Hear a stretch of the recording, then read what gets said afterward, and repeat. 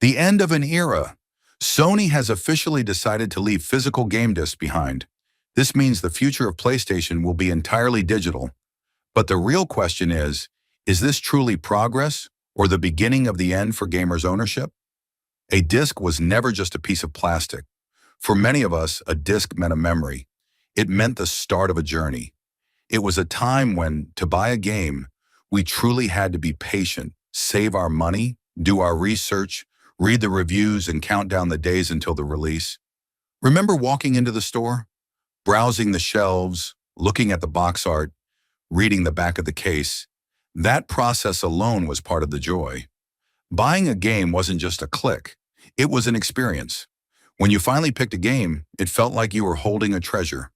On the way home, you'd be filled with excitement, peeling off the plastic wrap, taking out the disc, and putting it into the console for the very first time. That moment wasn't just starting a game. It was the beginning of creating a memory. And then, that disc would stay on the shelf right next to all the others. Every time you looked at it, the memories would come flooding back. Discs weren't just tools to run a game. Each one was a piece of a gamer's life, like a small, personal piece of art. Something special, physical, tangible, and unique. But now this world is changing. In the digital world, there are no more shelves, no more touching the game, holding it in your hands, or feeling the genuine excitement of a purchase. All that's left is a download button. On one hand, digital is more convenient.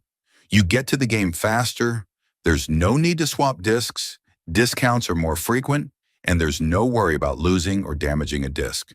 But the real question is, when everything becomes digital, do you truly own your game? What if your account is banned one day? What if a game is removed from the store?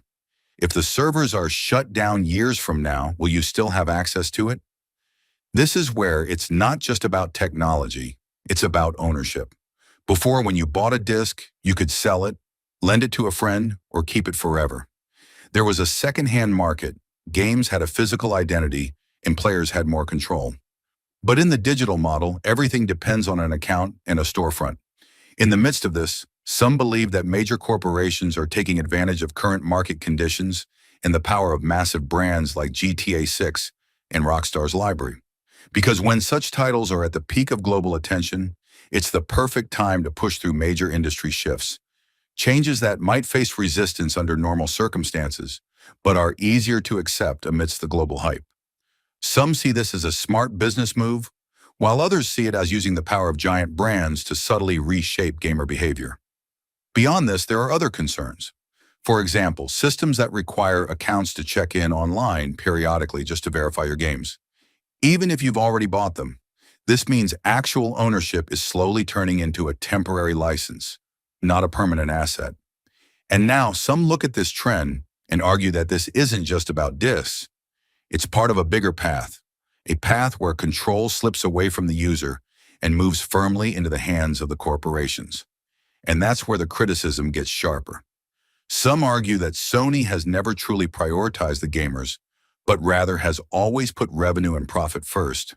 Because they are such a powerful brand, they are in a position to push through major decisions without giving much thought to the protests.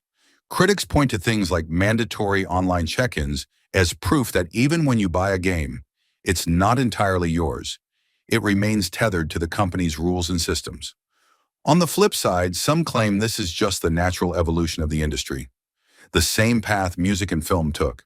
CDs turned into streaming, DVDs turned into online services, and now it's the game's turn. But another group argues that this isn't just a technological shift. It's a shift in the very concept of ownership. When there is only one way to purchase, competition decreases, the second-hand market vanishes, and consumer choice becomes restricted. And perhaps the most important part of this story is this. Games are not just a few images and lines of code. Games are not just something where we control a few characters. Games are entire worlds, a blend of art, emotion, and creativity. Each game is like a work of art, a movie you actually live inside. And one might say that the games themselves, and even the discs, aren't just products. They are the soul of that world. When you start a game, that world comes to life. And when you turn it off, it continues in your mind.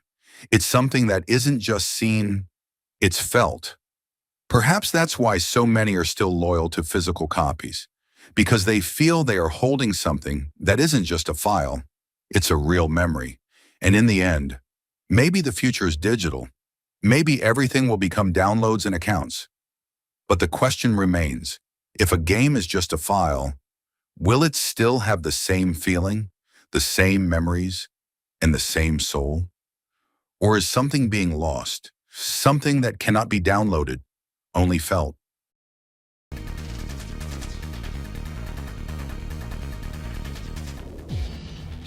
Round one.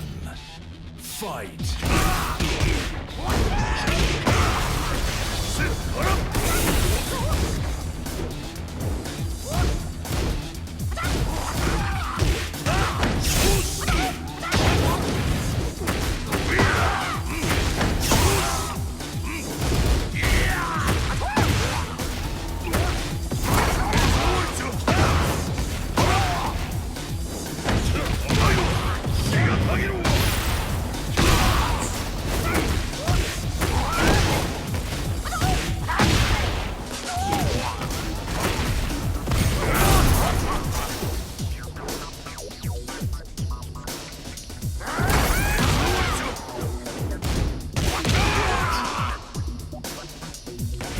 Round two.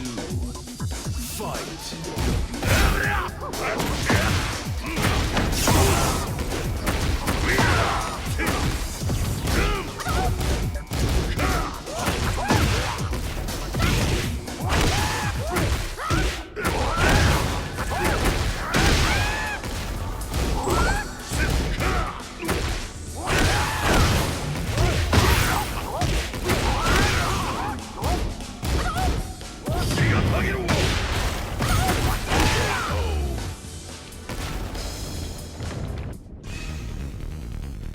Round three. Fight.